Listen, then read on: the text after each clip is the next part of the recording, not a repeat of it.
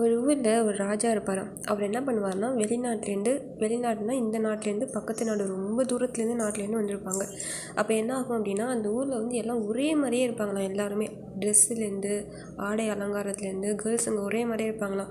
அதனால் என்ன பண்ணுவாங்கன்னா, இந்த ராஜா வந்து ஒரு பொண்ணை விரும்புவாங்க. அந்த பொண்ணுக்கு வந்து முடி வந்து நீட்டமாக இருக்கும்.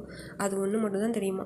உடனே சரி சொல்லிட்டு அந்த பொண்ணை எப்படியாவது கண்டுபிடிக்கலாம் அப்படின்னு சொல்லிட்டு போனால், முடியை பார்த்தா எல்லாம் ஒரே மாதிரியே இருக்கும். நீட்டமாக கூந்தல் இருக்கும். அந்த பொண்ணை வந்து என்ன சொல்வான்னா, அந்த பொண்ணை வந்து பின்னாடியே ஃபாலோ பண்ணிட்டு போயிடுவாங்க. இருக்கிற கூட்டத்திலே உடனே தான் எனக்கு ரொம்ப பிடிக்கும் அப்படின்ட்டு. உடனே அந்த பொண்ணு சொல்லுவா, முடிஞ்சால் என்னை கண்டுபிடிங்க, இன்றைக்கி நீங்கள் கண்டுபிடிச்சிட்டிங்க அப்படின்னா நீங்கள் என்னை கல்யாணம் பண்ணிக்கலாம் அப்படின்னு சொல்லிட்டு என்ன பண்ணுவாலாம், குடுகுடுன்னு அப்படியே அந்த கூட்டத்துக்குள்ளே அப்படியே போய் அப்படியே கலந்துருவா.